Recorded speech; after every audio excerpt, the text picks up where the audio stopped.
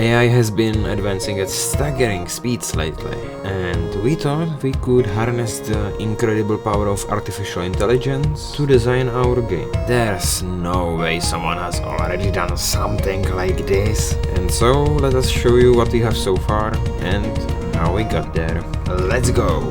First, we must ask the great AI ChatGPT for some ideas. Hi. Hello, how can I help you? Can you talk like some eldritch ancient god from some Lovecraftian novel? I'm sorry, but an artificial intelligence, I don't have the ability to speak in my often eldritch. Fuck you. Okay.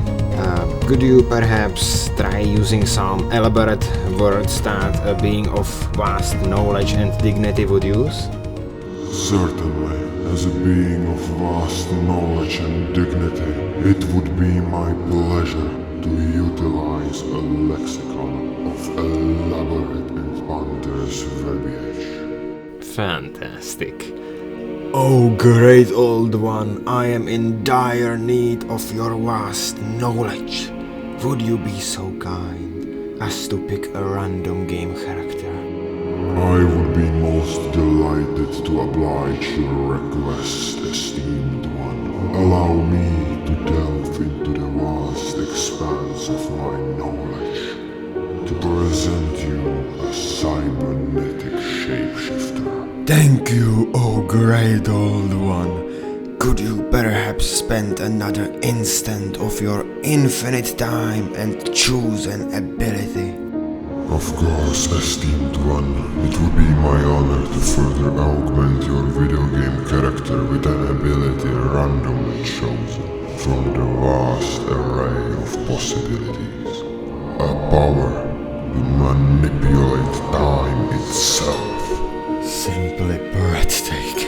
Alright, we got a lot of cool ideas from ChatGPT and we ran them through our own human intelligence. And we decided to make a platformer. What an original idea! In this platformer you will shift between a beautiful past and a post-apocalyptic future. And your goal is to prevent that future from ever happening. You might ask, how will this affect the gameplay? Well, you might, for example, encounter a wall in the past that will just block your passage. But then you shift into the future and that wall is no longer there. So basically you will have to navigate both the past and the future in order to finish the game. Because this is a platformer, we thought about what kind of wacky platforms we would add into it, and we ended up with these. A stable platform, which is basically just a normal platform, an unstable platform which exists only in one time and will disappear if you switch into the other. A moving platform that, well, moves and also exists in just one time. And finally the chaos platform, which basically switches between the times on its own. Later we decided to scrap the moving and chaos platforms because they proved to be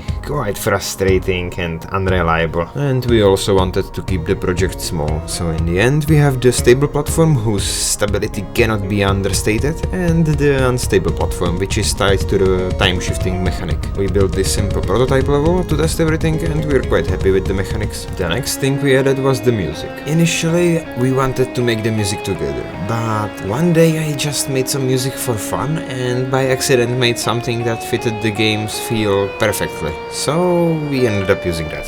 I have always loved dynamic music in games, and so I decided that this music should also be dynamic. And since you switch through time, it was really easy to do. Basically, I have made two versions of the same song, and the game just switches between them. There is the soft version with a piano and a flute for the peaceful past, and the harsh version with a rock guitar and synth for the post-apocalyptic future. The instant transition is quite jarring, but later we brought some sound effect that should help ease it. Next we drew some sprites for the platforms. We wanted the stable platforms to be made out of metal that will get rusty and rough as you go into the future, while the unstable ones would be some glitching monochrome blobs. We each drew a set of the sprites for the stable platforms with a different version for the past and the future, of course, while Kronex drew the glitchy animated sprites for the unstable platforms, as we don't really need more than one set of sprites for those. Lastly, I drew this simple background, which also has two versions, of course. Implementing the background into the game, however, turned out not